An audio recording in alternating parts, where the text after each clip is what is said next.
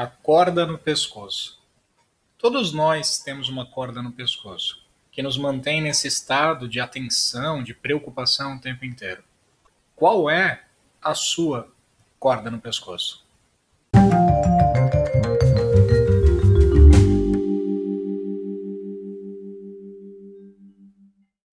Eu arriscaria dizer que qualquer pensamento é uma corda enrolada no pescoço e a tentativa de seguir esse pensamento a fim de controlar a situação é o medo de ter essa corda puxada. Para te explicar isso, eu vou dividir esse vídeo em 3 partes bem importantes. Primeira parte, campo de atenção.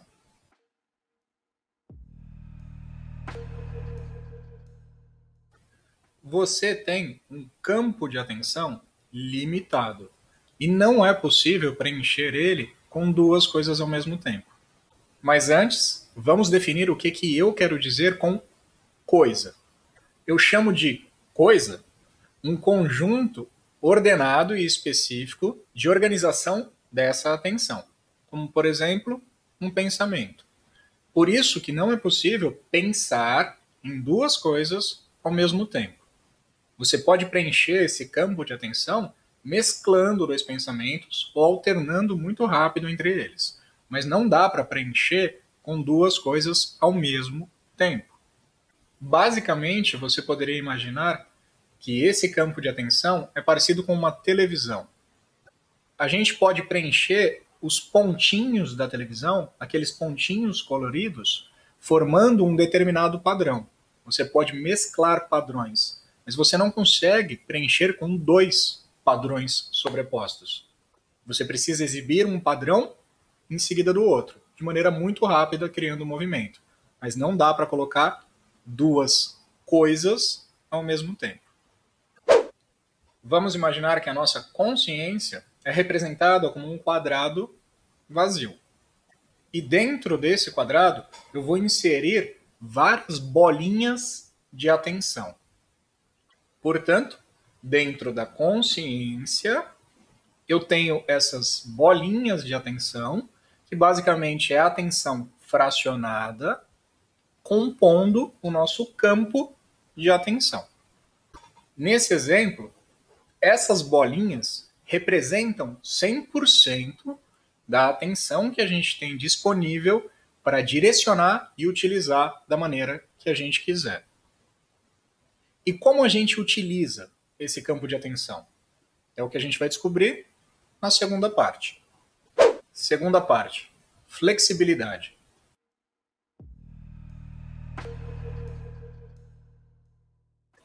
Nossa consciência e, consequentemente, a atenção tem essa capacidade de flexionar a atenção e levar ela para frente ou para trás, através de possibilidades futuras ou recordações passadas.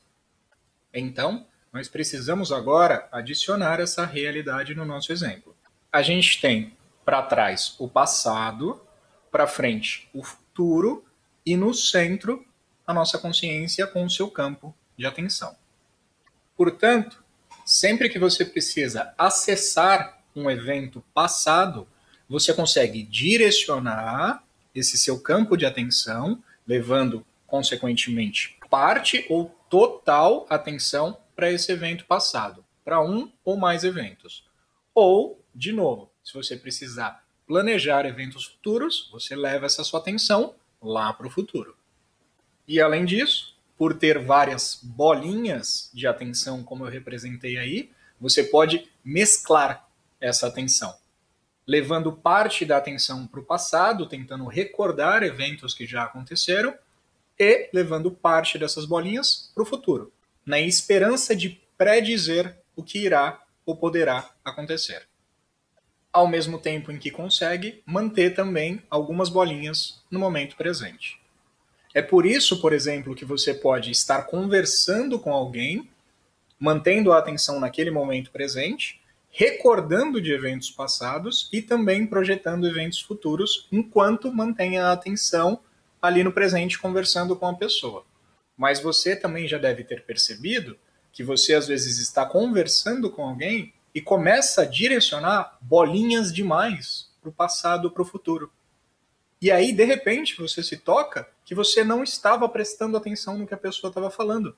Você não escutou palavra nenhuma do que ela disse. Porque você não estava ali. Sua atenção estava no passado, estava no futuro. Isso é perceptível ao longo do seu dia. O quanto e como você direciona essas frações de atenção para frente, para trás ou para o presente. E existem momentos em que você está com alguém especial, escutando uma música legal, vendo um filme que você queria muito ver, você está com muitas bolinhas de atenção no momento presente, tanto que você esquece do passado e do futuro. Acredito que ficou bem claro aqui no exemplo como funciona e até mesmo analisando o seu próprio funcionamento. E aí a gente chega na terceira parte. Terceira parte. E daí?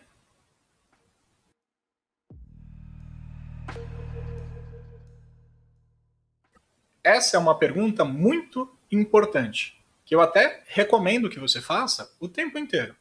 E daí? Quem se importa? Qual que é a relevância disso? Vamos lá.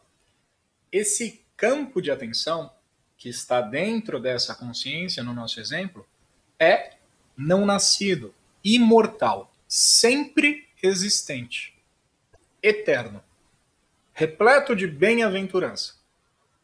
E, principalmente, esse senso de existir, esse senso de existência é inerente a essa consciência e a essa atenção. É impossível remover esse senso de existência, porque essa consciência e essa atenção são a existência. Mesmo quando essa consciência está contida em si mesmo, mesmo quando ela não está direcionada a nenhum objeto, quando ela não consegue se comparar com nada, ela sempre existe. Portanto, mesmo sem querer, você sempre, eternamente, existe. Antes de começar a pensar muito sobre isso, a começar a matutar e arrumar motivos para contestar isso, dá uma pausada aí na mente e continua prestando atenção. A primeira derivação dessa existência iminente, que é impossível de não existir, porque é a própria existência, derivando dessa existência absoluta, existe o senso de eu sou, ou eu existo. O famoso senso de eu, ou ego.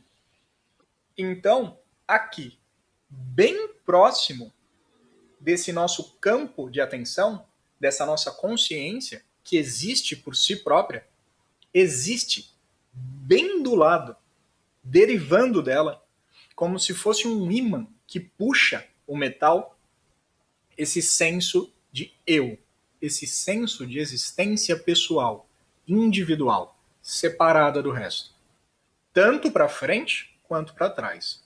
Então a gente tem no centro a sua consciência absoluta, não nascida, eterna, e bem ao lado, tanto para frente quanto para trás, existe esse senso de eu, que captura o existir do centro e traz para ele. Ele deriva dessa existência. Deriva dessa fonte inicial. Eu não vou entrar em detalhes aqui, porque eu já falei sobre isso em outros vídeos. Mas aqui, esse movimento, essa mecânica, é a Gênesis. A história de Adão e Eva, que comeram o fruto proibido, é isso aqui. Essa caída da consciência absoluta para a consciência relativa. É a história de Deus, que era o verbo no princípio, e tudo que foi feito através desse verbo, porque o verbo era Deus. A história de Lúcifer, que tentou ser melhor do que Deus, tentou assumir o controle da situação, era o anjo mais próximo de Deus e tentou ser melhor que ele e caiu no mundo. Todas essas histórias são analogias para explicar esse funcionamento, esse mecanismo dessa consciência pura, que por algum motivo que a gente vai investigar, tem a sua derivação para esse senso de eu sou, que é um senso muito próximo do original. que é um anjo muito próximo de Deus, que é uma criação muito próxima do Criador. Todas essas histórias são analogias, são mapas para quem compreender o que está sendo dito. Agora, vamos entender uma coisa muito simples.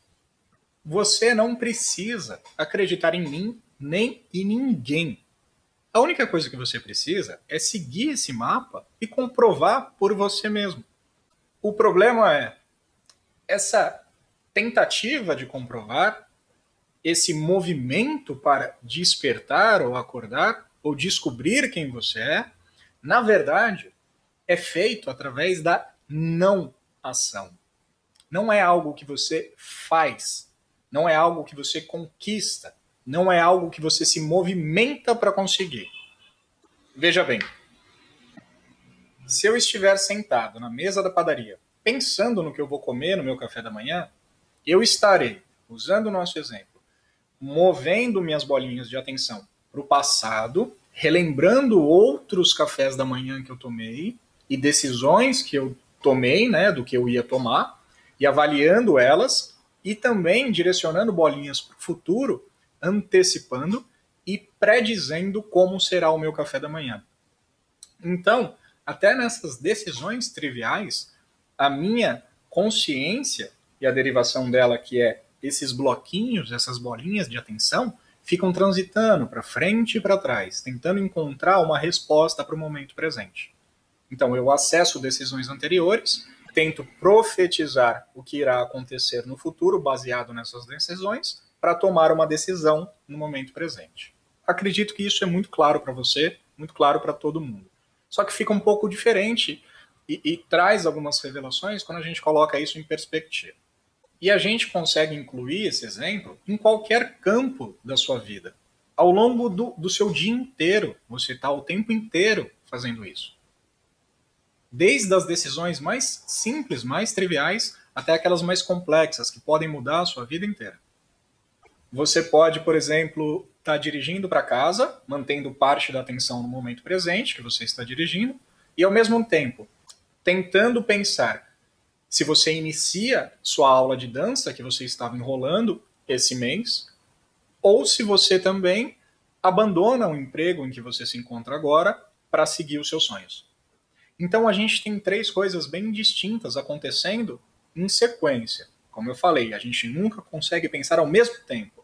Por isso que essas bolinhas estão sempre transitando para frente, para trás, para o momento presente. Então, nesse exemplo, você está dirigindo, parte das bolinhas precisam ficar no momento presente, senão alguém te fecha, te corta, um cachorro passa na rua e você pode sofrer um acidente. E aí, no exemplo mais simples, que é a aula de dança, parte pequena da sua atenção vai para trás e vai para frente, tentando avaliar as outras aulas que você já entrou, as outras danças que você já fez e tudo mais, e avaliando para o futuro, se vale a pena fazer aula aquele mês, se você deixa para o próximo. Já a decisão de abandonar o emprego vai buscar memórias lá atrás, vai levar as bolinhas de atenção lá para o passado, quando você entrou no emprego, outros empregos que você saiu, vai lá para frente e começa a pensar nas possibilidades. E se você for seguir seus sonhos e não conseguir dinheiro? E se você não arrumar outro emprego tão legal? E se você se arrepender? Perceba, o movimento para frente e para trás é o mesmo. O que muda é a intensidade com que você leva esse campo de atenção para o passado e para o futuro. Quanto mais complexa a decisão, quanto mais importante ela é para a sua vida, mais longe você vai. E aí, você corre o risco de levar essa atenção tão longe para frente, para trás, que você está dirigindo e um carro entra na sua frente, você esquece de brecar e sofre um acidente. Mais uma prova de que a sua consciência, o seu campo de atenção, só pode ser preenchido com uma coisa por vez. Se você preencher com muito passado ou muito futuro, você fica cego para o momento presente. Então, todas as decisões, todos os pensamentos, todos os movimentos de consciência através da manifestação vão para fora. Vão para fora do seu centro. Alguns com mais intensidade, outros com menos intensidade. Depende da complexidade do pensamento e da tomada de decisão. Mas uma coisa existe de comum que liga todos esses movimentos, que é o pai de todos os pensamentos, que é o senso de eu, que é esse senso de existência individual, que eu falei agora há pouco. Não importa se você leva a sua atenção para frente ou se você leva a sua atenção para trás. Sempre você precisa passar por essa derivação. Você sempre vai ter que levar a sua atenção para esse senso de eu e formar um pensamento dali para frente. Tanto se for para o futuro, quanto para o passado. Por isso que a gente tem o nosso querido Ramana, que já afirmava que todos os pensamentos surgem do senso de eu. É necessário o senso de eu para criar esse movimento para frente ou para trás. Por isso que ele fica ali coladinho com a fonte. Por isso que ele serve como indicador para a fonte. Por isso que é recomendado que você siga esse senso de eu até que ele dissolva na fonte. Isso é tão óbvio quando colocado em perspectiva. Se suas bolinhas de atenção estão para frente ou para trás, começa a trazer elas de volta para o senso de eu. Para onde você está trazendo elas? Para o senso. Depois que você chegar no senso de eu, aí fica fácil de perceber de onde ele surgiu. Fica fácil de perceber o princípio subjacente de onde ele emerge. Belezinha? Por isso, é natural que todas as jornadas espirituais, quer dizer, na sua grande maioria, iniciem com essa sensação de eu quero ser uma pessoa melhor, eu quero ser mais feliz, eu quero ser mais completo, eu quero despertar, eu quero acordar, eu quero ser uma pessoa melhor, eu quero um mundo melhor. Na esmagadora maioria dos casos, surge justamente desse senso de eu, que está te levando para frente e para trás. E, no meio do caminho, esse senso de eu pode encontrar algo que o satisfaça. Geralmente, bem no início da busca, a gente só quer alguma coisa que satisfaça algum vazio que a gente está sentindo. Então, alguém pode iniciar a busca querendo entender se existe vida após a morte.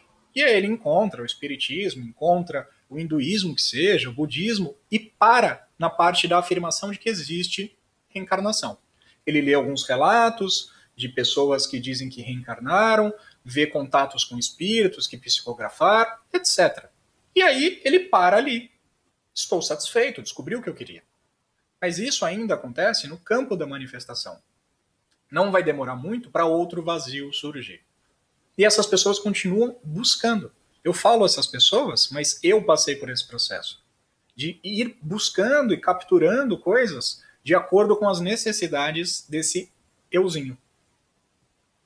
Algumas pessoas vão parar a busca. E tudo bem. Depende do desenvolvimento de cada um, depende do karma de cada um, e não existe nenhum mérito ou demérito nisso. Eu estou simplesmente explicando o funcionamento. Algumas outras pessoas vão continuar cavando esse mistério. Elas vão continuar buscando e entrando cada vez mais dentro de si mesmas.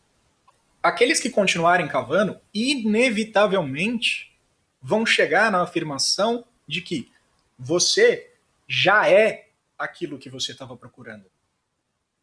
Aliás, você é aquilo que você está usando para procurar. Olha meu exemplo.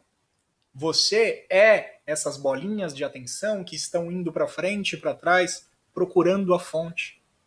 Você já é o que você estava procurando. Mesmo quando parece não ser. Mesmo quando está direcionado para fora. Você nunca saiu verdadeiramente do centro. É só uma flexão. É só um movimento para frente e para trás. Ou seja, você é a atenção que está transitando pela manifestação. E qual é a instrução que às vezes por motivos idiotas ou egóicos a gente ignora de tão simples que é? A instrução é: pare de dar combustível para a ilusão. E como isso é feito? Negando todos os pensamentos, repousando em si mesmo, retornando para a fonte. Fonte do senso de existir. Obviamente, a fonte do senso de existir é a própria existência. Pura. Imortal. Se o senso de existir é uma derivação dessa fonte primordial, obviamente a fonte primordial é um senso de existir maior, que não depende de um corpo, de um mundo, de uma história. Até quando a gente coloca isso de maneira bem racional, bem prática, no papel, senso de existir, anterior tem uma fonte subjacente, tem um substrato que suporta de onde emerge o senso de existir limitado. Caraca, o que é o senso de existir limitado? O senso desse corpo, que nasceu, que vive no tempo e irá morrer. O que é o senso de existir anterior a ele? É o existir, sem senso, sem eu, sem limitação, sem individualidade. Mas, vamos continuar no vídeo.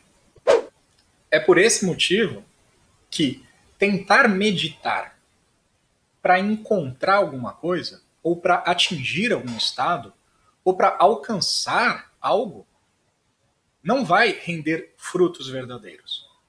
Porque tudo isso é um movimento em direção à mesma manifestação que você está tentando não se direcionar. A verdadeira meditação, de novo, sem mérito ou demérito, no final tudo vai te levar para o mesmo lugar. Quando eu digo verdadeiro, nesse caso específico, nesse exemplo. A verdadeira meditação, nesse exemplo, não visa alcançar nada, nem chegar em lugar nenhum, nem ter experiência nenhuma, nem se tornar melhor, iluminado, sensacional, supremo, sei lá o quê. A verdadeira meditação ou autoinvestigação é aquela que não tenta alcançar nem entender nada, pois é anterior a qualquer movimento ou qualquer compreensão. Olha de novo o nosso exemplo. A fonte inicial, repousando em si mesma, para que seja possível entender algo, compreender algo, alcançar algo, eu primeiro invoco o senso de eu e em seguida aprendo, compreendo, analiso, ganho. Todos os movimentos são feitos para fora. Qualquer movimento é feito para fora. Se o nosso objetivo é voltar para dentro, para o centro, para o início, você não pode querer, você não pode entender. Entender acontece na manifestação. Você é anterior a qualquer conhecimento, a qualquer compreensão. O estado absoluto de compreensão é aquele onde não existem dúvidas. A maioria das pessoas, e eu me incluo nisso, inicia essa busca espiritual na esperança de responder à dúvida de: será que eu sou imortal mesmo? O que será que acontece após a morte? Depois da morte eu ainda existo? Olha isso. A dúvida sobre pós-morte nasce do movimento desse campo de atenção, para frente e para trás, tentando prever o futuro, tentando analisar o passado. Ao invés de tentar entender se você um dia morrerá, perceba que você nunca nasceu. Quem nunca nasceu não pode morrer. É muito mais simples perceber o que existe agora. Agora, sem trazer a consciência para frente ou para trás, eu nunca nasci. Como eu posso morrer? A verdadeira meditação nessa fonte da existência é anterior até mesmo ao senso de existir. É anterior ao senso de eu. Por isso, quando eu afirmo agora, eu nunca nasci, eu não estou falando desse corpo. Esse corpo nasceu. Esse nome, essa história, nasceram. Ele vai morrer. O que eu estou falando é do senso anterior a esse eu existo. Eu sou. Esse é eterno, sem a menor sombra de dúvidas. Tem como ser mais claro que isso? Não, né? Mas eu sei por que é tão difícil perceber algo tão simples. Porque existe uma corda no seu pescoço. Se você conseguir finalmente parar de levar sua atenção para fora, parar de pensar no futuro ou no passado e trazer toda a sua atenção para esse ponto central, para esse ponto inicial, você finalmente, como eu já disse, vai compreender isso por experiência própria, porque é a única maneira de compreender. E presta atenção nisso. Você tem que tentar trazer o máximo de bolinhas possível. Porque lembra, a gente está dispersando essas bolinhas o tempo inteiro. Não adianta tentar mentir para você mesmo. Não adianta tentar deixar algumas bolinhas lá no futuro e outras lá no passado. Você tem que trazer o máximo de bolinhas possível. Você tem que trazer toda a sua atenção para o momento presente. Até que você nem lembre mais qual é o seu nome, onde você está ou o que você ia fazer. É esse nível de atenção que você tem que trazer. E se você finalmente trouxer todas as bolinhas para esse centro, você passa pelo que eu chamo de ponto de ruptura. Você finalmente rompeu a dualidade. Você finalmente tirou a última bolinha do senso de eu e trouxe ela para a fonte, para a existência, antes dela ser dividida entre sujeito e objeto. E aqui você está num campo totalmente desconhecido, indescritível. E esse é o ponto onde é inútil tentar falar sobre qualquer coisa sobre ele. Porque ele é anterior a qualquer descrição, a qualquer conhecimento, a qualquer noção, a qualquer existência, a qualquer dualidade. Como você fala sobre isso?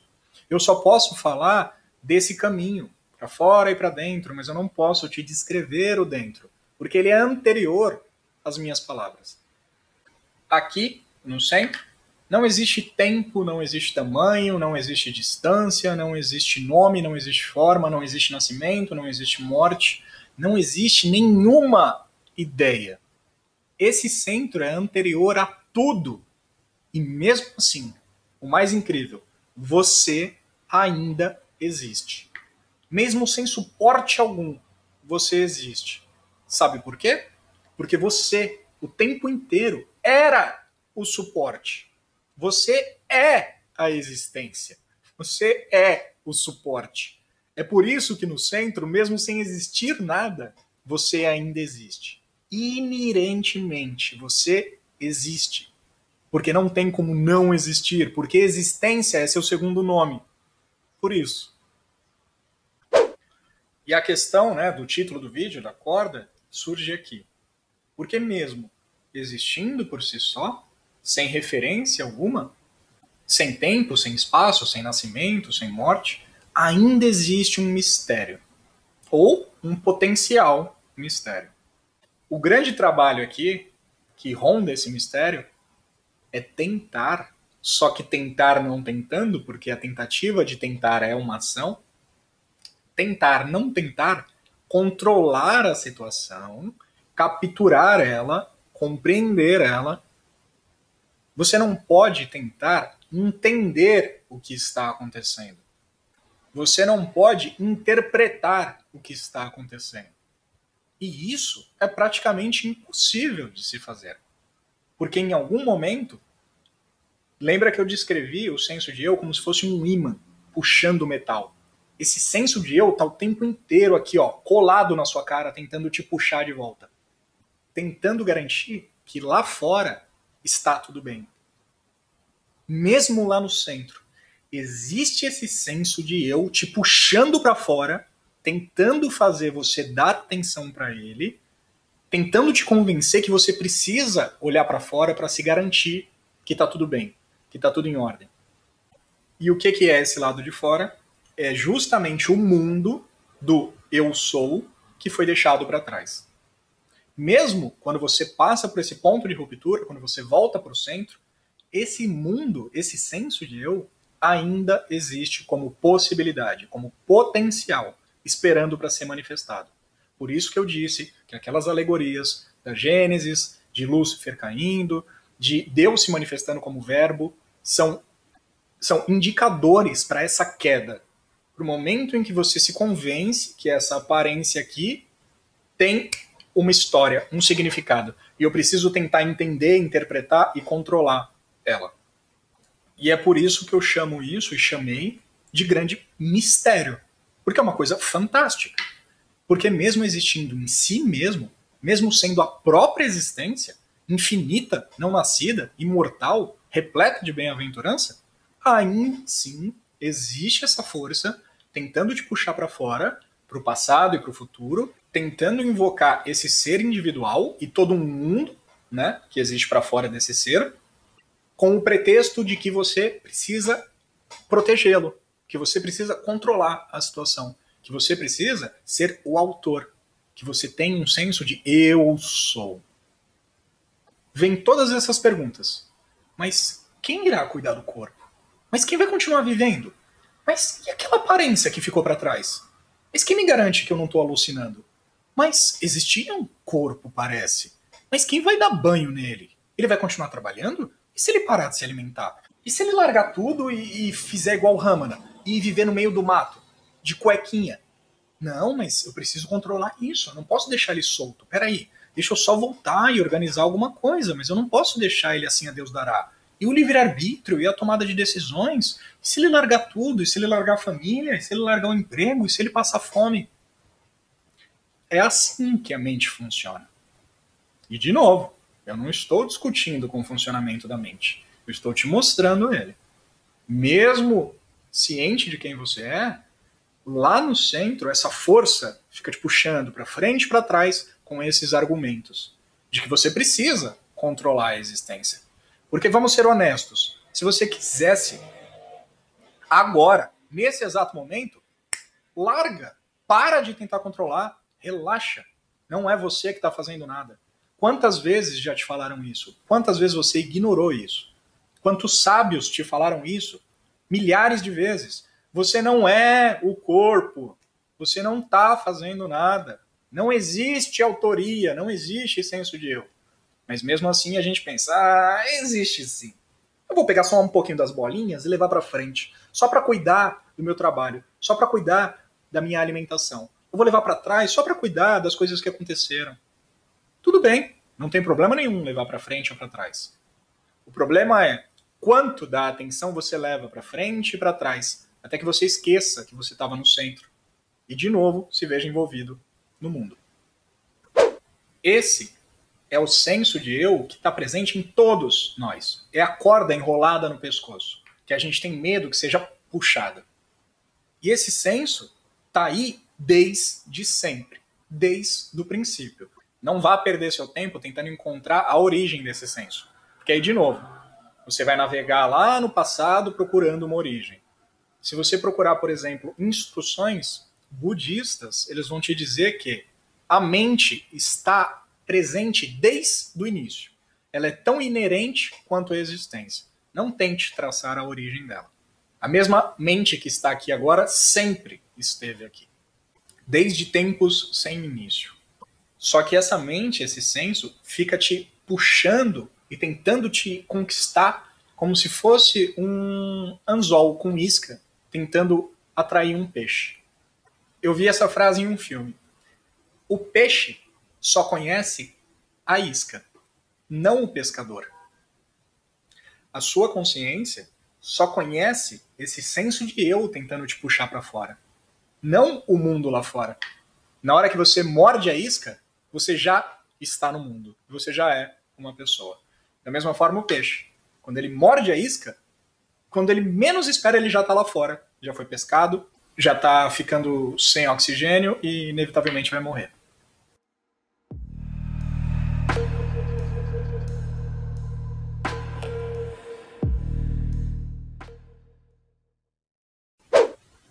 E aí, eu coloquei a corda no pescoço só para fazer esse joguinho de palavras aí. Na verdade, a melhor definição seria a cobra no pescoço. Desculpa usar uma cobra toda estrupiada, né? Já tá quase saindo o olhinho dela aqui.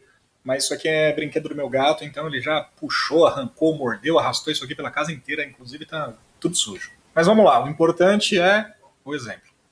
Mesmo o maior dos sábios, o maior deles, tem uma cobra enrolada no pescoço, com a cabeça levantada, pronta para dar o bote. Todos eles. Até mesmo Ramana, até mesmo Nisargadatta, até mesmo Jesus, até mesmo Buda. Todos eles Tem uma cobrinha enrolada no pescoço. Sabe o que representa essa cobra? O arrancara. O arrancara. O senso de eu. O senso de existência individual. O ego. E antes que você pergunte, mas por que eu tenho uma cobra enrolada no pescoço? Por que Deus faria isso? Se você perguntou isso, você acabou de ignorar o que eu falei agora há pouco. A mente é inerente à existência. Ela sempre esteve aqui, está sempre presente. É impossível traçar a origem. Ela é tão inerente à existência quanto a própria existência. E a bem-aventurança e a consciência. Enfim, vamos, né? O importante aqui é tentar encontrar os porquês. Por que eu tenho uma cobra enrolada no pescoço? Por que Deus não me fez sem cobrinha enrolada no pescoço? Sei lá, vamos perguntar para Shiva. A representação do absoluto, dessa energia estática, desse substrato da existência. Shiva, por que eu tenho uma cobrinha enrolada no pescoço? Xiii, olha lá. Até ele tem uma cobrinha enrolada no pescoço. A diferença é que ele está tranquilo, sereno, em paz. Olha a expressão dele. Essa é a expressão de quem tem uma cobra enrolada no pescoço? Uma naja? Com a cabeça levantada? Pronta para te atacar? Acredito que não, né? A grande diferença entre essa representação do divino, dessa consciência absoluta, para um ser humano comum, é que a gente, por ter medo dessa cobra, por ter medo desse senso que está o tempo inteiro assustando a gente, ameaçando, e falando que a gente vai ficar pobre, a gente vai morrer, e a gente não vai ter alimento, e não vai tomar banho, e a gente precisa controlar a vida e tudo mais, é o que faz as pessoas irem para cima e para baixo, para um lado e para o outro, obedecendo essa cobrinha. Com a ameaça de que, se você não me obedecer, eu vou te estrangular. Se você não me obedecer, eu vou morder sua cara. Eu vou te picar, eu vou te encher de veneno, eu vou te matar. Eu falo brincando, mas esse senso é extremamente assustador. Porque ele está o tempo inteiro te ameaçando. Ele está no seu pescoço. Mas a questão é, por que a gente simplesmente não tira a cobra do pescoço? Se ela está aqui no pescoço, por que eu não tiro? Por que Shiva não tira a cobra do pescoço e joga fora? Para que ele fica andando com um senso de eu por aí? A resposta é: pelo mesmo motivo que eu não estou discutindo com essa pessoa aqui. Tá vendo? Essa pessoa aqui, do meu lado. Por que eu não estou discutindo com ela? Porque ela não existe. Você tá vendo alguém aqui do meu lado? Eu não tô. Por isso que eu não estou discutindo com ela. Eu só posso tentar resistir ou lutar contra o que eu acredito ser real. Como eu poderia lutar contra algo que, obviamente, é falso? Isso é falso. Por que eu vou lutar contra? Por que eu vou tentar tirar do pescoço? E não duvide da capacidade de achar que algo é real. Se você tiver qualquer tipo de condição psicológica que faça com que você enxergue pessoas, seres, animais, qualquer coisa, pessoas que não te conheçam e não saibam da sua condição podem se espantar vendo você discutir com alguém invisível no meio da rua. Mas para você, por conta da sua condição, aquela pessoa é extremamente real. Aquela pessoa pode te fazer rir, ela pode te contar piadas, ela pode discutir com você, ela pode te colocar em situações desagradáveis, em encrencas. Enquanto as pessoas de fora olham e não entendem. Mas para você é real. É real. Porque você acredita nela.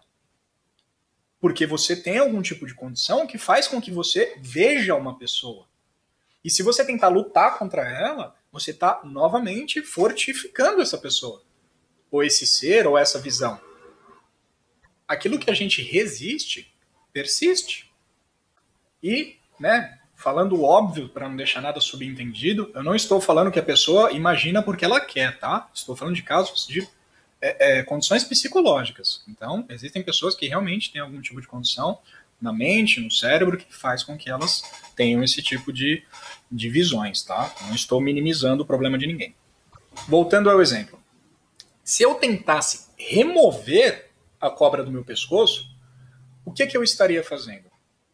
Admitindo a existência dela. Eu estaria dando vida a ela.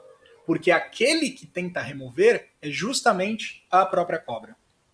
Eu só posso lutar contra o que eu acredito ser real. Não existe nada que fortaleça mais esse senso de existência individual do que a tentativa de lutar contra ele. Então, observa isso com cuidado.